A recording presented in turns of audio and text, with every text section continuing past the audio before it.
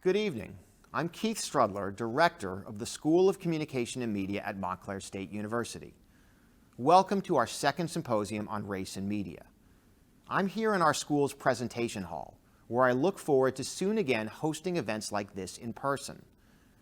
Tonight, leaders across media and academia will discuss how contemporary media frames racial justice activism and how activists use the broad range of media tools to drive meaningful discourse.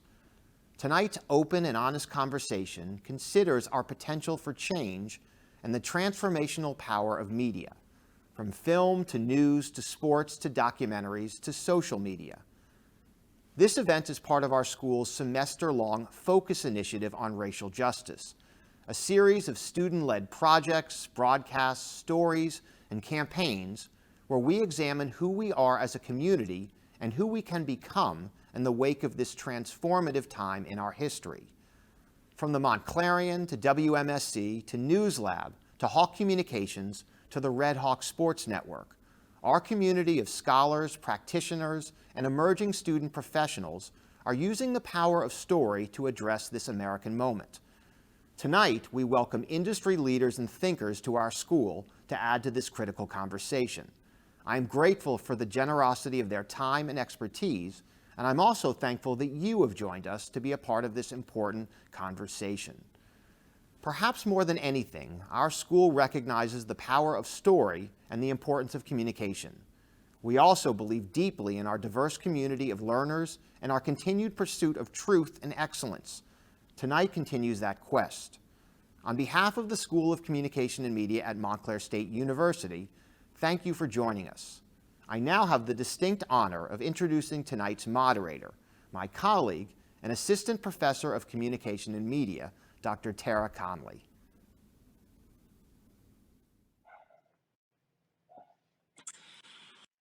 Thanks, and welcome to all those joining us virtually. I'm your host for this evening, Tara Conley, and I am overjoyed and honored to be hosting this event with our distinguished guests, starting with Anthony Smith, an Emmy-nominated producer and director. He's recently produced a documentary series on the impact of Black quarterbacks in the NFL, as well as a documentary on Fritz Pollard, one of the first African-American NFL players and the first African-American NFL coach. He's also a senior producer for cause initiatives for the NFL.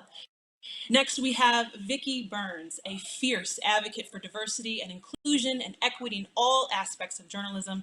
Vickie is an alum of NBC, Tribune Media, and Scripps. She's led local television newsrooms in New York, Los Angeles, Chicago, and Washington, D.C.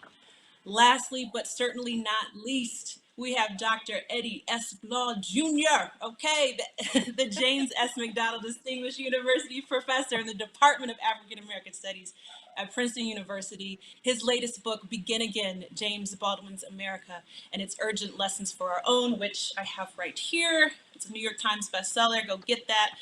Dr. Glaude is also a columnist for Time Magazine and an MSNBC contributor on programs like Morning Joe and Deadline White House with Nicole Wallace. Welcome, welcome, welcome all. One quick programming note. You can follow the conversation on Twitter using the hashtag #FocusRacialJustice. You can also tweet me directly at Tara L. Conley with your questions. I will try to get them throughout the conversation. Before we begin, I want to acknowledge that this conversation is taking place during a moment when we've lost yet another Black American, Daunte Wright in Minnesota, all while the Derek Chauvin trial is still ongoing. And literally moments before streaming, I just found out about Alex Toledo, a 13-year-old boy who was shot and killed by police in Chicago last month. In addition, Asian and Indigenous communities across the country are confronting violence in resist streets and across institutions. So we are coming into this conversation a bit heavy, right? So it's my hope that this conversation will not only be informative, but also healing. All of our guests are incredibly smart, and no doubt we will learn something from them. So that said, to those watching, particularly my own students, all of us here acknowledge that we cannot speak for the experiences of all marginalized groups, but what we can do is speak to what we know, what we love, and what we hope for in our respective communities. So, with that said, I want to open the discussion with a question for all of our guests that speaks to the conundrum we face in media and as a society when it comes to the fight for racial justice and Black Lives Matter. So I'm going to run some stats here for a moment. According to a recent USA Today Ipsos poll, 69% of Americans trust local police and law enforcement to promote justice and equal treatment of all races versus 56% who felt the same last June when we lost George Floyd. Further, according to a poll conducted over the last 4 years by Civics, a majority of white people have never supported the movement for Black lives, and support had peaked at 43% last June, just days after Floyd's death. Since then, white American support for the movement has dipped back down to roughly where it was before Floyd's death. So all this to me suggests that the support for Black Lives Matter has either fallen since George Floyd's death, or in the case of some Americans, has been non-existent. So referencing, again, Dr. Glaude's book, the issue might reflect what he calls the value gap in America, or the idea that white lives have historically mattered more than lives of others. So while there might be various reasons for these statistics, what I want to know is simply, what should be the role of media professionals? This includes news media, entertainment and sports media, and across social media. What should be the role of media professionals in documenting racial justice activism and the movement for Black lives that also accounts for what Dr. Glaude calls the value gap? Since I referenced your work, Dr. Glaude, I'd like to start off with you. First of all, Dr. Conley, thank you so much. I'm so excited to be a part of this conversation. Hopefully we can, use this space to feel some sense of stability in the midst of all of this madness, But to answer the question it's very difficult, right? We live in a society, as you say, as I write, where white people are valued more than others, and that valuation evidences itself in our social, political, and economic arrangements. And we tell ourselves a host of stories, lies in some instances, about how we justify those sets of arrangements. So how might media break through this so that we can actually confront who we actually are, so that we can imagine ourselves otherwise? It seems to me that we have to figure out how to shift the center of gravity of our stories. What can we bring into view that might disrupt a set of assumptions about who we take ourselves to be, about what's important, about what matters? And we can talk about a range of examples of this and what effects it might have to shift the center of gravity.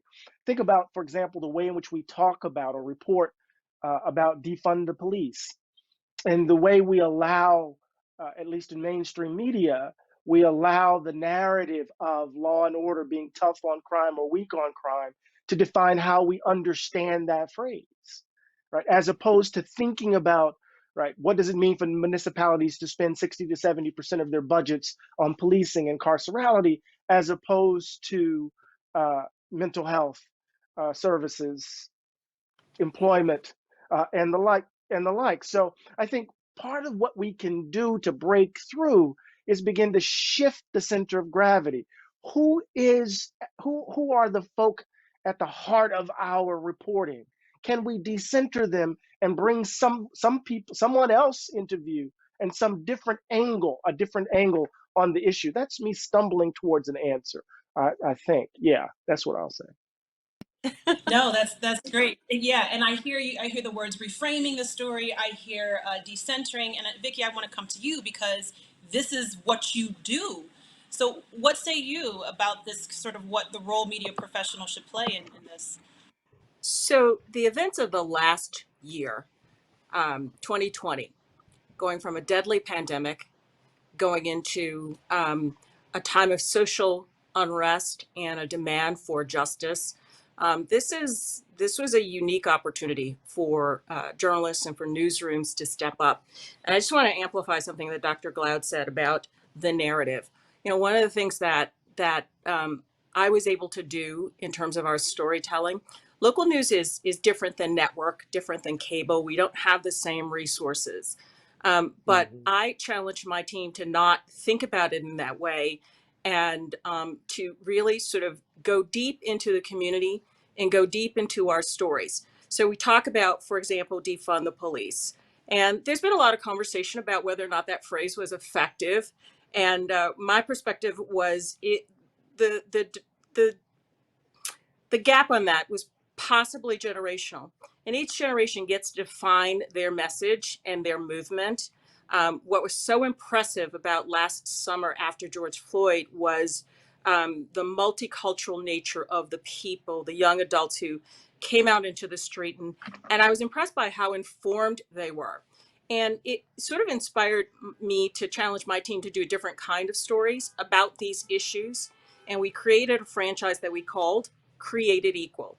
There was a lot of conversation last year about a reckoning on race, and I thought a lot of that language was accurate, but I thought it might be off-putting. And so we decided to go with Created Equal because that was positive and was aspirational. At the same time, it acknowledged that this is something foundational in America that we haven't quite achieved.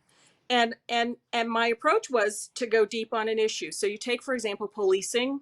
We have done stories about the history of policing in America, and to inform our audience that, you know, policing started with slave patrols. Police forces were an extension of militia. And so that paramilitary aspect of policing has been there from the beginning. It's in the DNA of policing. And that their first mission in America was the recovery of escaped slaves. So the past informs the present and helps us figure out how to get past this moment to the next better moment. Absolutely. And Anthony, you're coming into this conversation too as a filmmaker, as someone who works with NFL, which, whoo, I'm gonna come back to you on that one. I want to get your take on. I want to get your take on sort of, you know, sports media professionals in this space. You know, storytelling using using sports as a way into these issues. What say you about this role?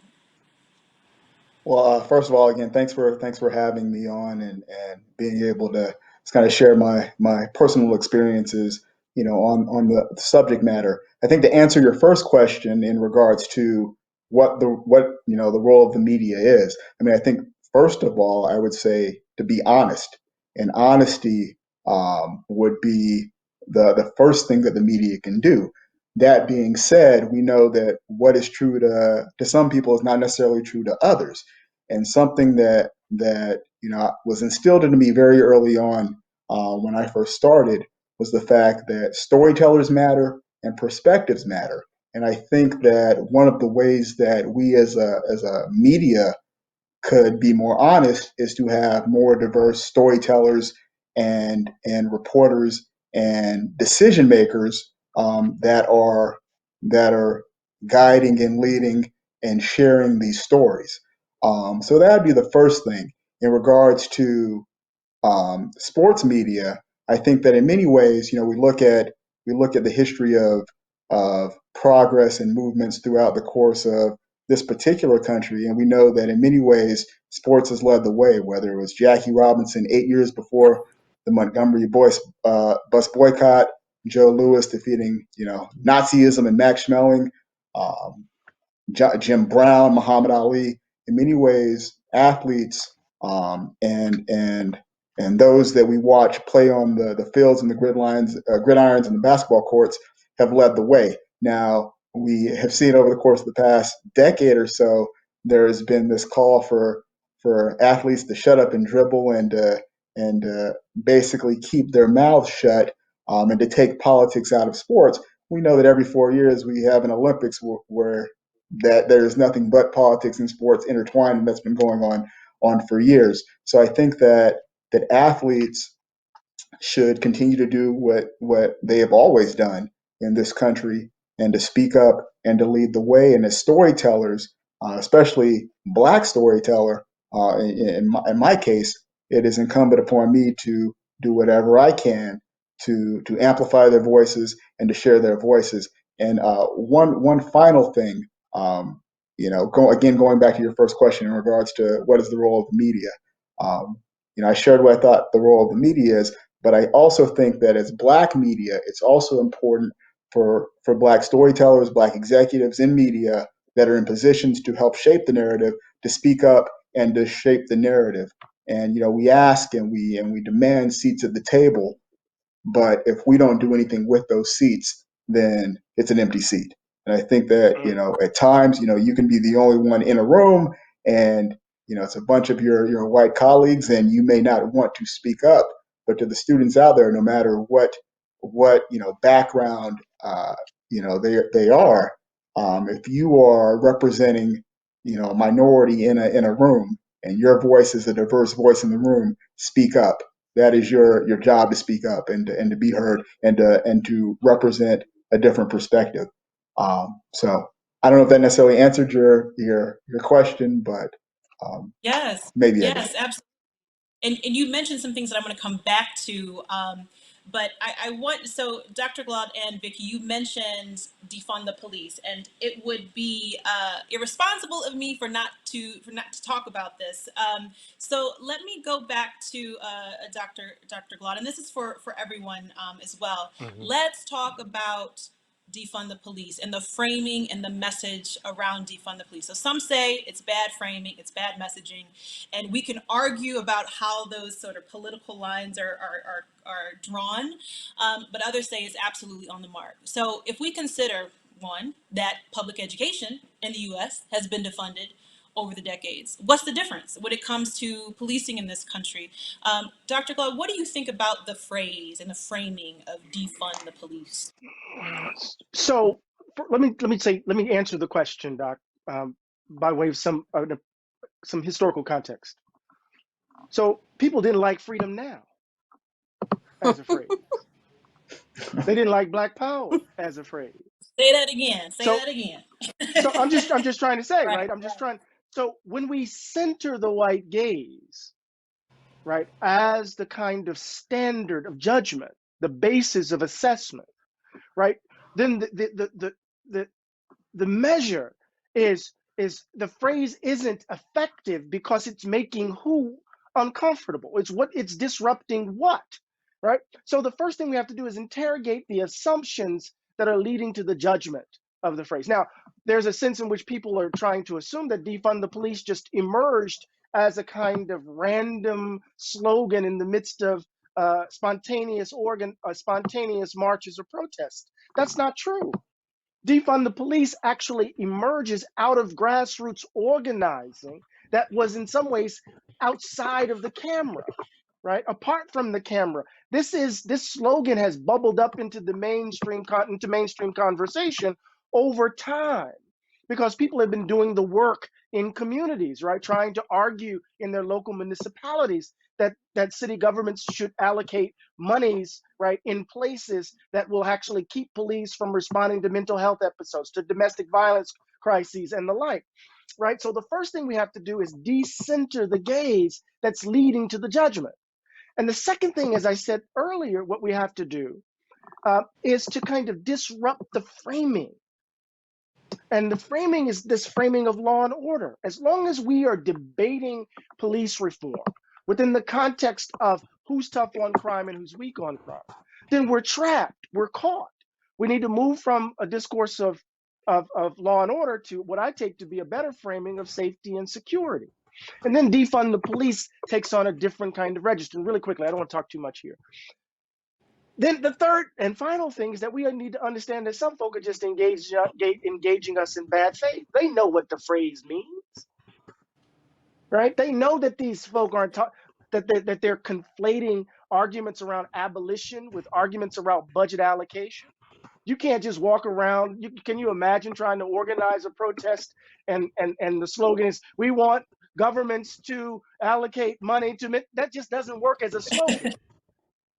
Right. So part of what I think we have to do in these moments is and I'm speaking here as a pundit of sorts, is to resist the kind of easy shorthand that in some ways traps us into frames that are problematic.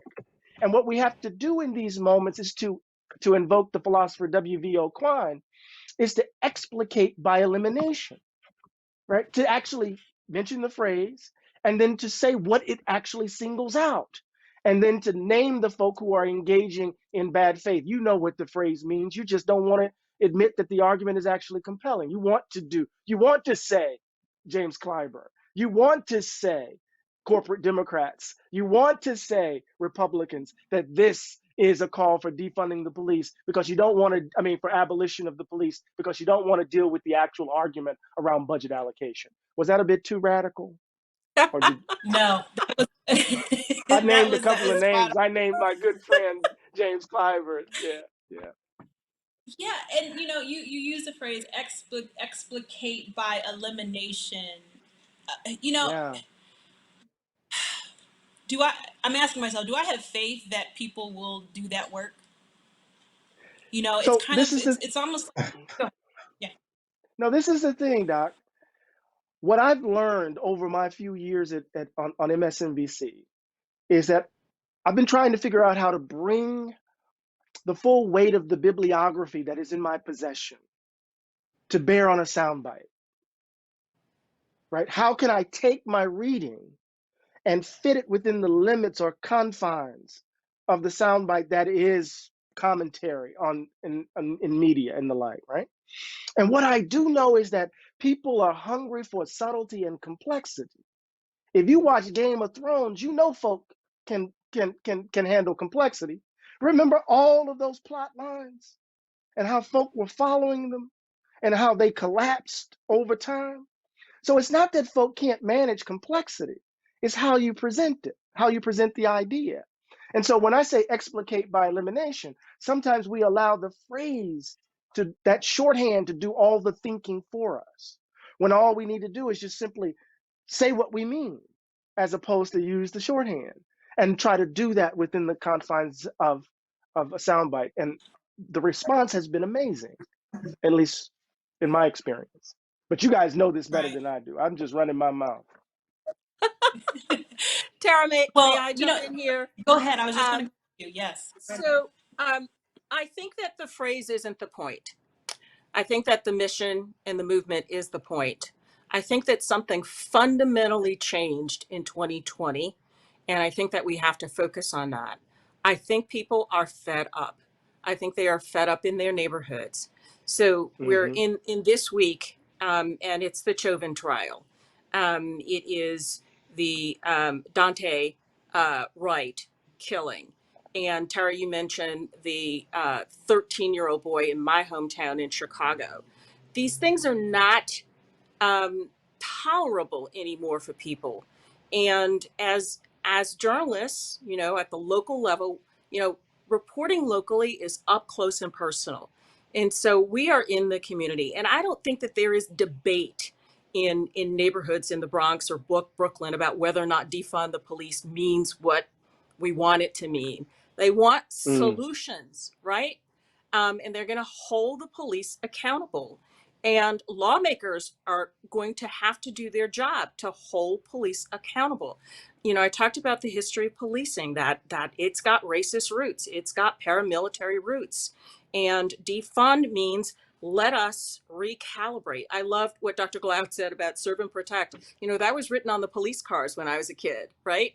So we've gone from an environment where that was the mission to this law and order thing, and it's decades old, but that was a real change that happened in the 1960s, where we went from serve and protect, I think, to law and order, and it was about suppressing communities that had a right to be outraged, right? And that's still true today in 2021. Mm. Absolutely. So Anthony, I want to bring you in the conversation in the defund the police conversation, but I want to make it specific for. I'm going to come back to you too again around the Black athlete and Black athletes who are struggling with saying the right thing because they have endorsements to worry about. They have coaches. They have other people in their ears. They have fans. So based on your experience, what have you found has been sort of like an issue for Black athletes to come out in these sort of with these radical politics and framing their radical politics across the institution of sport? Well, look, I mean, I think that we've always had athletes that were willing to go out on a line and were willing to speak up. I think that obviously, during the heyday of the civil rights movement and the Black Power movement in the '60s into the early '70s, you had many athletes and many high-profile athletes that were speaking up. I think that once we got into the 70s and 80s, there was a shift. And again, like I'm not going to say that there weren't athletes that were speaking up during that time, but there weren't as many as there were in the previous generation. I think what we found over the course of the last decade or so, obviously Colin Kaepernick being the central figure in this resurgence of athlete activism, but you've had high profile athletes like a LeBron James, like a Chris Paul, like a Carmelo Anthony. You've had high profile athletes speak up. And I think that what we have seen is a combination of a couple of things.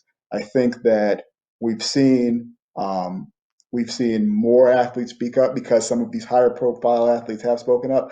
I also think, to the point that was just made, people are getting fed up and people are getting sick and tired, of being sick and tired. And I think that it's a combination of those two things. Again, just in my experience and working with athletes and having conversations with them, that uh, that there has, over the course of the last few years, just been a groundswell of many athletes realizing, and in some cases having stark realizations and having come to Jesus moments, by the fact that just because they may live in a certain zip code, that they still face some of the same struggles that others less fortunate do.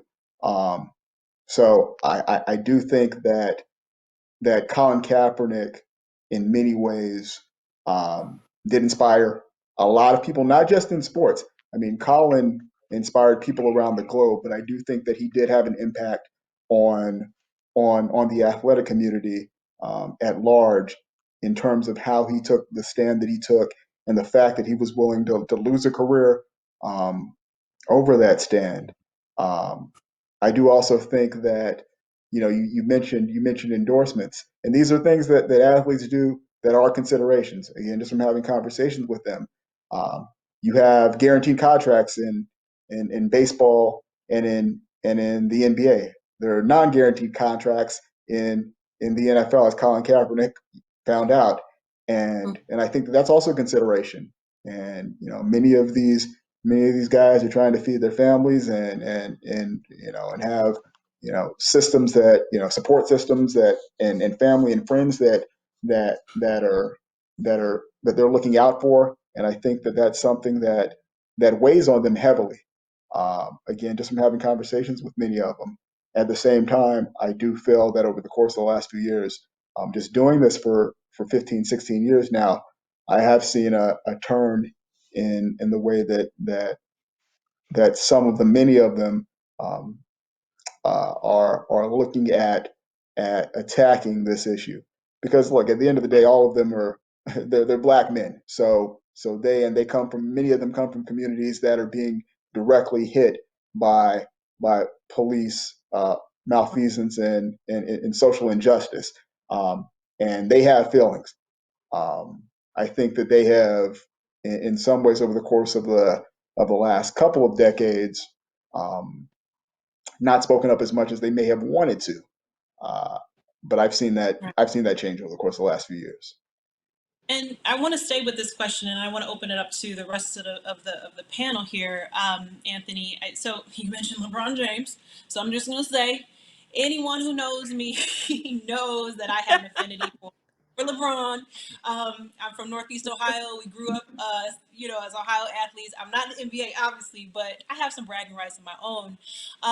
But I want to get your take, and everyone else here on the panel, and I would love to get your take on sort of this conundrum that Black athletes face, balancing their public-facing activism while being, again, part of this institutional sport that has sort of historically been propped up as this great equalizer. We go on the field, we go on the court, everybody's, it's just based on their skill set.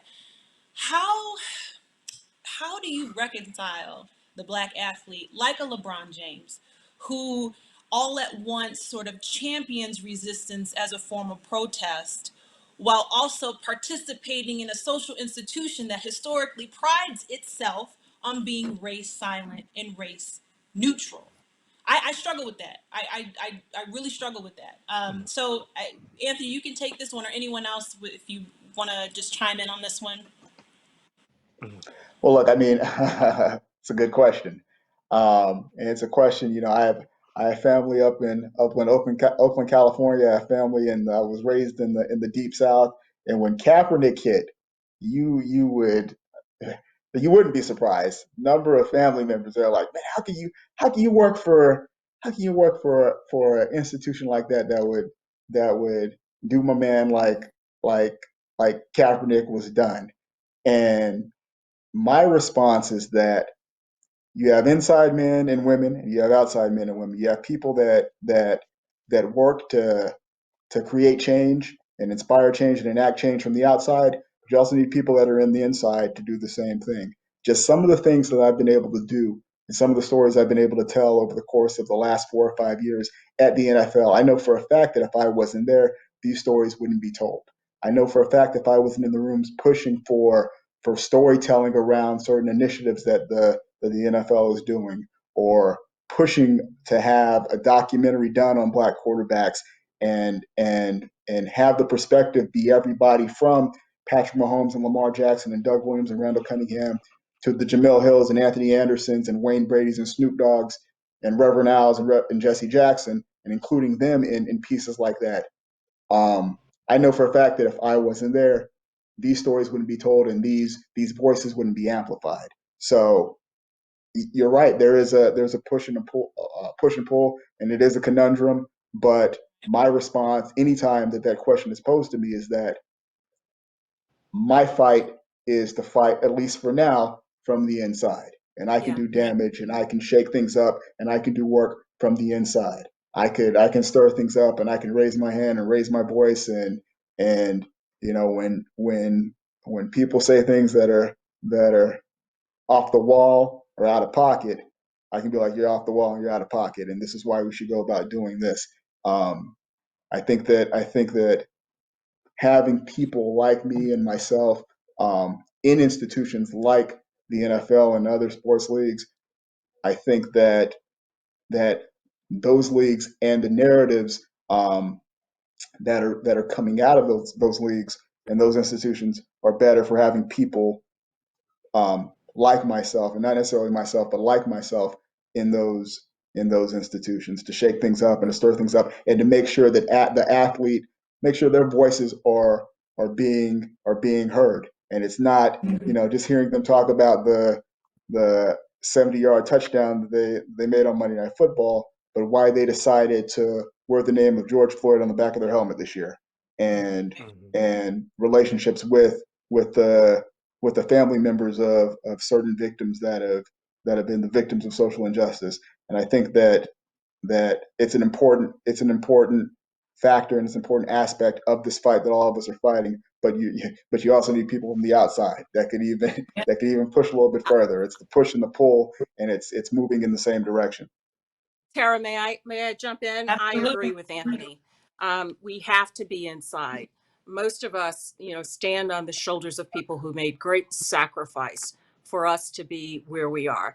I'm a Black woman in television journalism, and I've run newsrooms in New York, LA, Chicago, and Washington, D.C. Um, and I take that seat at the table very seriously. And change, as Sam Cooke says, change is going to come. It does not come on our timetable. It comes when it comes. 2020, I'm telling you, something broke open and has made change possible in 2021 that didn't look so possible just a year ago. A really good colleague of mine from NBC was named yesterday as the president of ABC News. Seriously, right? Yes. And so Yes. we have to be inside and we have to work from the outside. I think just to add my little 2 cents to this, I think that opposition of inside outside is helpful to a certain degree. But I want to echo something that Anthony said in his opening remarks about what does it mean when we get these places, these seats at the Yeah. table? What do we do? And part of what we know is the NBA is a players' league, but let's be very clear that they will move to action by the action in the WNBA, about what the sisters did Yes. on the court. And we saw what the power of collective action with the Atlanta Dream and what they did in response to their owner, right? So what happens when you see collective action among folk who actually have power, leveraging their influence to push the NBA as a corporation? Is different, as you say, with regards to the NFL, and the Major League Baseball is a different entity in some ways, given its own interesting kind of its own fan base and the like. But NASCAR could even be pushed in interesting sorts of ways. So how do we leverage our influence and power for the good? The second point I would make really quickly is this. Social media has complicated the very ways in which activism can take place, particularly by athletes who have millions of people who follow them. So how they can leverage their Twitter feed, their Instagram, how they can leverage TikTok and the like to outside of the control of the Shield or the NBA or even endorsements, changes the landscape in interesting sorts of ways. So athletes like LeBron James can have outsized influence in ways that Muhammad Ali couldn't have imagined, right? So they can actually be even more impactful in almost in an immediate sort of way. Yeah. So we have to understand our power and leverage it for the good. And we can do so collectively, like those sisters in the WNBA showed us, how they exemplified that. Yes, absolutely. And to that point, so adding a little bit of a monkey wrench into this conversation, when we do see Black athletes coming out and protesting and doing what they are compelled to do, and then we have someone like, former President Barack Obama, who says, hold on now, we want you to continue to play, like what with, I think it was in Minnesota with the T-Wolves, I think that last year. He said, no, we want you to continue to play. Don't take that away from us. So I'm struggling. I'm trying to reconcile, Black leadership saying, hold on, stop the brakes, and we have these athletes, these young athletes like Bron and these NBA players, WNBA players, NFL players, wanting to kind of resist that. Yeah, I was But upset Tara, by that. that's always happened. I learned in the last couple of years that my mother was at the March on Washington, and my aunt, my father's younger sister, who was 14 years old, wanted to go and asked my grandparents, can I go? Because her sister-in-law could chaperone her. And my grandparents said no, because they thought Martin Luther King Jr. was a radical. Right? So that tension has always existed. Right. Yeah. Yeah. Go ahead. No. What were you gonna say? Well, it's something I'm continuing to think about, and I continue to struggle with. But I'm glad that you all are kind of reminding me that this is we've been here before. Which No. sort of brings Struggle me. with it though. Struggle No. with it though, Doc. Struggle with it, Yes. Doc. Yes. Don't. You gotta struggle with that. I actually fundamentally disagree with what Barack Obama did. Could you imagine if those Thank you players for had stayed saying out that. even longer? Yeah. Right. And look, we don't have to say this, but we know that we're not a monolith, and there's we're not always going to agree with our leaders. I got a picture of Barack over my shoulder, but we're not always going to agree with what our leaders say. And the thing that has inspired me and impressed me so much about what the athletes have done, and not just athletes. I mean, it's been entertainers and people that are outside of the political arena becoming involved. And what I've been most impressed by, I mean, Michael B. Jordan's another one who's been very active in terms of having writers and with production companies and some of the things that are going on in Hollywood. The thing that I've been so impressed by, especially these are young men. These are young men and women. You mentioned what was going on in Atlanta. These are young people, and they aren't checking with people to see what they should do. They are going off of their guts and doing what is right. And obviously, they're respectful of the elders, of our elders, and are taking counsel, but they're doing what they think is right. And again, we're not going to always agree with our leaders, and we can go all the way back to, I mean, there's a classic story, from, we know the story of the Ali Summit, I believe, in 1967, where Mhm.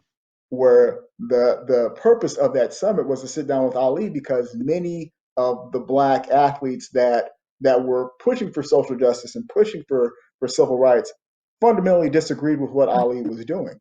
But they came together, they talked it out, and then they were unified after the fact. But there's going to be disagreement, and you're not always going to agree Hmm. with people that are looking to achieve the same goals that you are. But I think as long as we're respectful and we know, the eyes on the prize, that classic documentary series, as long as we're able to stay focused and keep our eyes on the prize and know that we are working for the same goal, I think that at the end of the day, that's what's most important. Mm. I really appreciate you all holding me in this moment because I sense the love here, and I want you to keep holding me because I'm about to talk about trauma, okay, and representations of trauma, right? Dr. Glaude, so the matter of Black and brown pain and suffering as it's represented through news media, for instance, is something, again, that I struggle with personally. And given your public work across cable news, and I'm especially thinking about your moving segment with Nicole Wallace last year that put tears in her eyes, and that video went viral. I wonder, for you as a Black man and as a public intellectual, how do you negotiate speaking truth to power, knowing that it can be incredibly painful to bear witness, especially in front of white audiences? Yeah, thank you for that question. Just a little backstory. That segment was about El Paso, Hmm. right? It was about the shootings in El Paso. And there was a colleague on set who was from El Paso who was struggling to hold himself together, right? With every answer, he was on the verge of tears. And I just got angry, right? Because Sam Stein, the now editor of Politico, was right next to me. He had to account for the Tree of Life in Pittsburgh. Here's this guy from El Paso, right, having to deal with the fact that this white kid had traveled and killed all of these folk in his community. And here I was dealing with Charlottesville and all this other. And so part of what we tend to do in the United States is we tend to think in melodramatic terms, and to identify the villains very clearly, so that we can then displace our sins onto that obvious villain and then look for the hero, right? Joan Didion wrote about this, about the Clinton years in some ways. So part of my challenge in that moment, or in moments like it, is to understand that I got a job. I'm a professor at Princeton. To know that in this moment, right, the platform is available to me to speak my truth as I understand it, to be as clear as possible, not to worry about tomorrow, not to worry about whether I'm saying something that's consonant with my brand, but to speak to that moment as clearly as I possibly can, so that I can open up space for us to imagine ourselves otherwise. And in some ways, I think if we model, and I'm talking about those of us who are on the commentary side of the media business, right? Not those of us who are reporting these local stories as Sister Vickie has laid out and the like, or doing documentaries, but those of us who are asking, like Brother Anthony, but asking these questions, or being asked questions to comment on the news of the day in real time, right? What does it mean to actually try to speak truth in that moment that isn't concerned about where I'm going to be the next day? Does that make sense? Am I It answering the makes, question? yeah, it does. It does. Well, you're talking Vickie, about So courage. Talking about courage. You're yeah, so talking about being at that brave. moment, Truth yeah, requires courage. It just does. yeah, and in those sorts of moments, right? I mean, one of the I've been talking with one of my colleagues, because we've been asked to comment in this amazingly crazy time.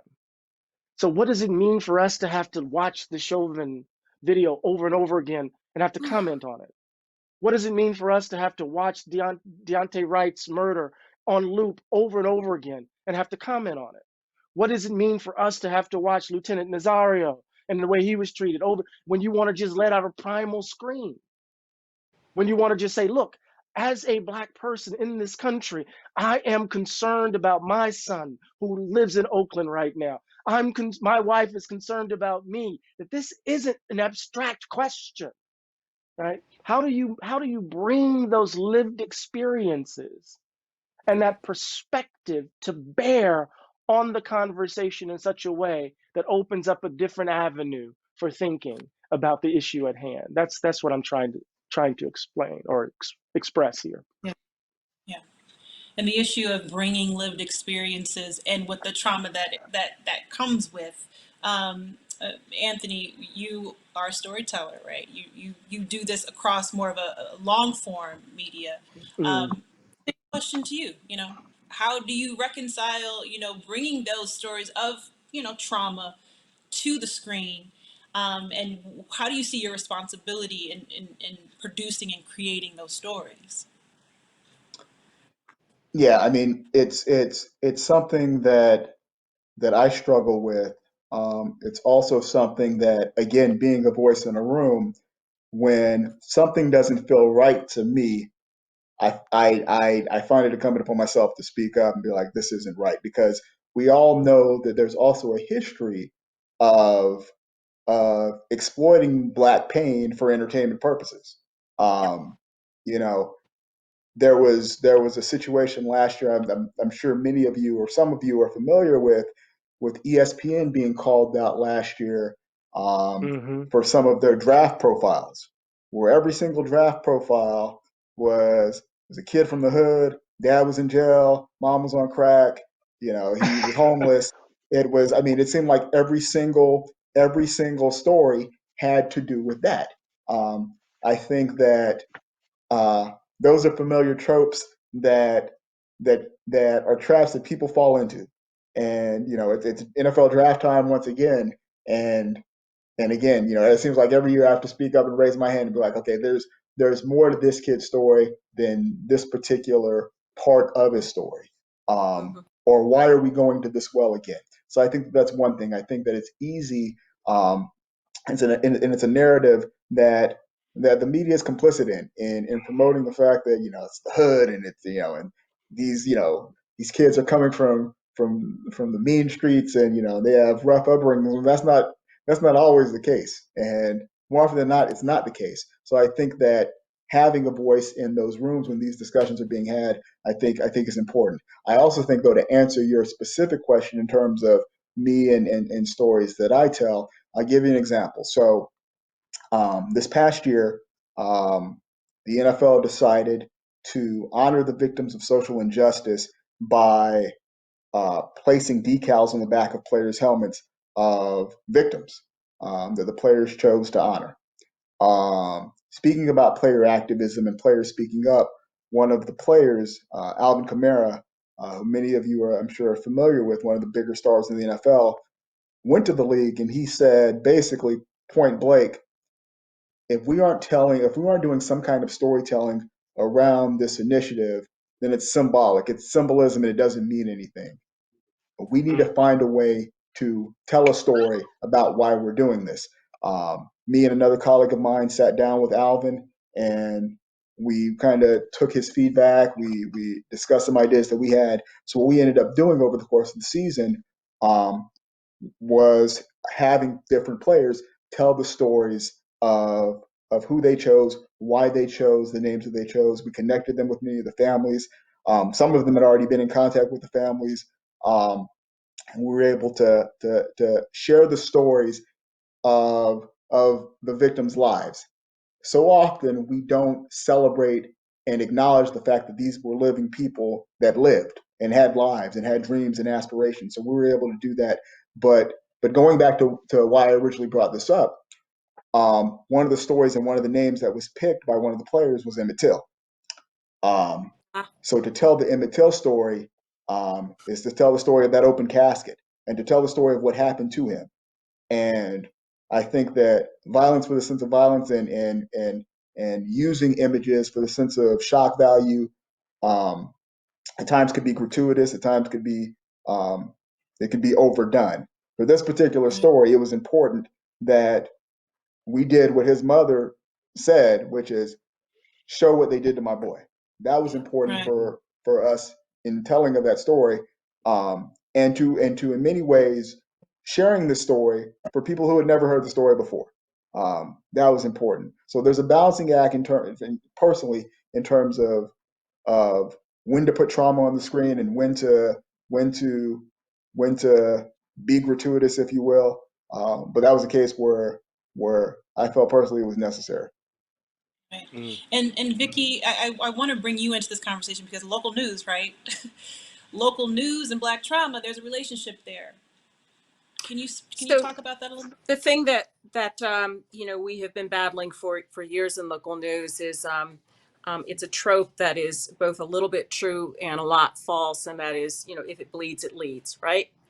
And there's good reason that we have earned that reputation, and I've spent the better part of my career trying to break that down, to tell stories that are about humanity, whatever it is, whether it is a crime story, whether it is a story about injustice, whether it's a story about fraud, to tell the stories of human beings and to center the people that the narrative is about, as opposed to the people who are, the experts or the police. I want to talk a little bit more about the kind of reporting that we started to do this year about this intersection of race and what happened in 2020, the economic upheaval, and the fight for social justice in a way that is generationally of this moment as to opposed to other moments. But as I said, you always have to go back and see where we're going. So, when I pitched this series to the owners of my television station, I didn't mince any words. I pitched it and I told them the kinds of stories that I wanted to tell. Very controversial things. Things like the welfare queen myth, which was created in the Reagan administration and still is embedded in policy today. Turns out there was an NYU professor who was the consultant on a lot of those policy reforms. And this year he did a presentation and got called out flat out as a racist. This was the guy that came up with the strategy around which policy was created that says, Black women are welfare queens, all, scamming the government. The school to prison pipeline, the fact that, just a few years ago, I can remember all this video, and this might have been because we got cameras in everybody's hands and cell phones, where, cops would go into a school and a child would be just, dragged out or slammed to the ground. And the research that found that children as young as preschool age are subjected to greater sort of I'm going to call it academic policing than any other children. That even when they're in preschool, when they're in kindergarten, when kids are kids and they act up, that Black kids and brown kids, that's a serious infraction as opposed to white kids where, maybe you're just having a moment at school. And it was kind of controversial because we don't do this kind of reporting. And I said, and they can't be short stories. In order to dig into these issues, you have to give it time. And it's unusual in local news to say, we're going to do a series of reports. We're going to do it every week. We're going to make the commitment of time and resources and time on the air. And the reporters were like, well, okay, so they can be a little longer than usual. Well, what does that mean? Does that mean I can go 3 minutes? I said 3, 4, 5, 6, whatever the story takes. And so, that's the kind of commitment that you have to do. That takes courage.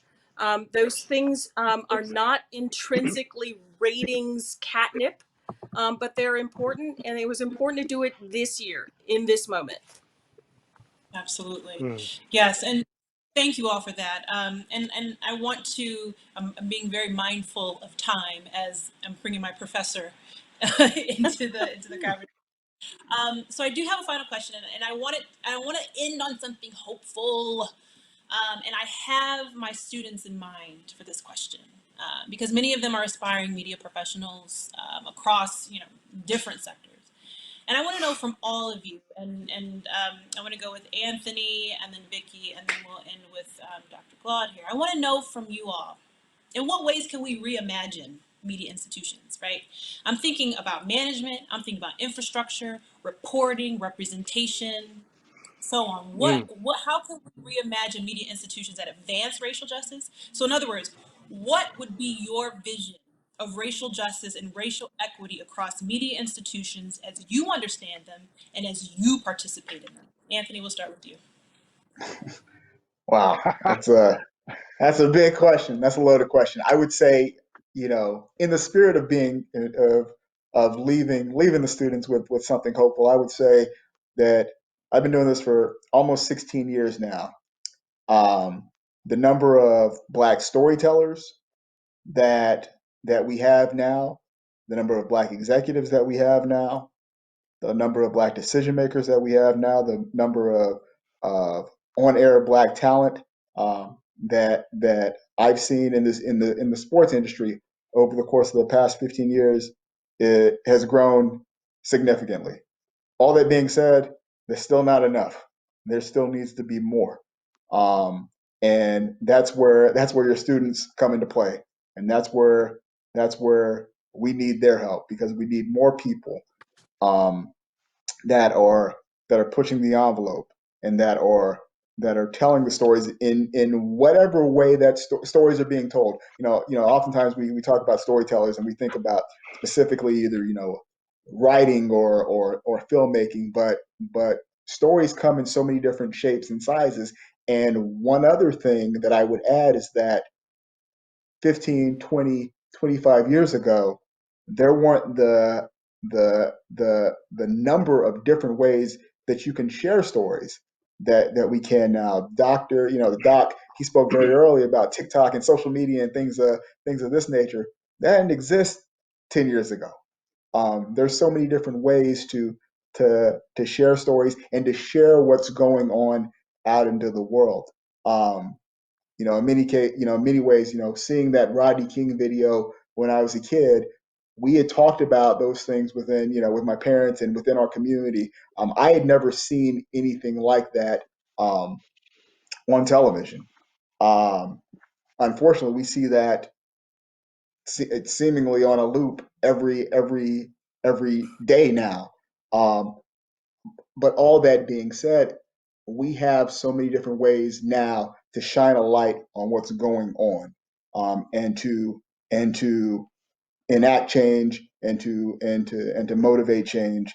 And the the youth are leading the way. I mean, in terms of just the different ways that media has grown over the course of the last few years.